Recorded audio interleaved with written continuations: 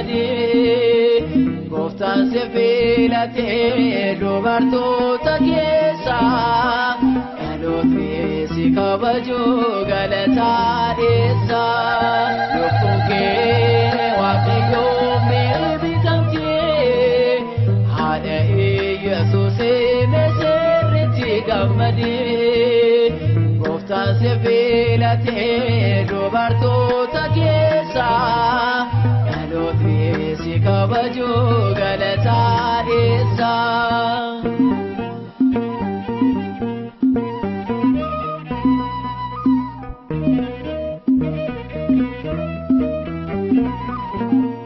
Riqicha kan taate firoota loosaate yaa'ee bokkaan argee bakka beekanitti naafis naaftaate taaboo qollaa faadhaakoo yeedaalome ooftuun si faarsaa lubbuun kee waaqayyoon beekamtee haadha Yesuusii meesirritti gammadee gooftaan si filatee dubartoota keessaa dhalootni si kabajuu galataa dhiyeessa.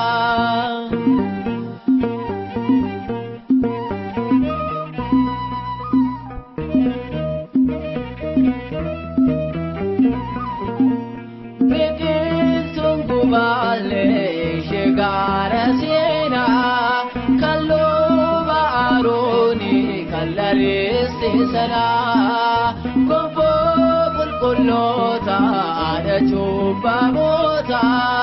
Maariyaam haadha gooftaa abaaboo gannataa lubbuun kee waaqayyoon beekamtee haadha Yesuusii meesirritti gammadee gooftaan si filatee dubartoota keessaa dhalootni si kabajuu galataa dhiyeessa.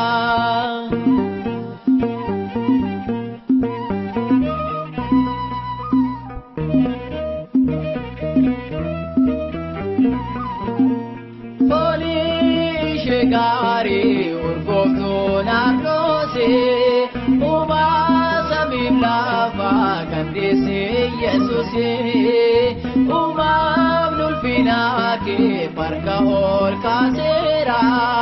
galatni haadhummaa Gabri'eeliin ta'eera lubbuun kee waaqayyoon beekamtee haadha Yesuusii meesirritti gammadee gooftaan si filatee dubartoota keessaa dhalootni si kabajuu galataa dhiyeessa.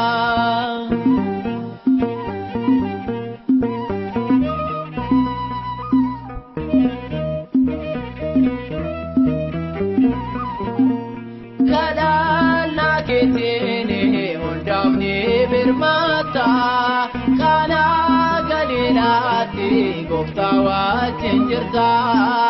kasoobinaan doorbee mucaa kee kadhattee irruun dookimaasee ilma keen kan guutee lubbuun kee waaqayyoon beekamtee haadha Yesuusii meesirritti gammadee gooftaan si filatee dubartoota keessaa dhalootni si kabajuu galataa dhiyeessa lubbuun kee waaqayyoon beekamtee haadha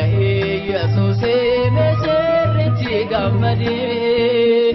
gooftaan si filatee dubartoota keessaa dhalootni si kabajuu galataa dhiyeessa.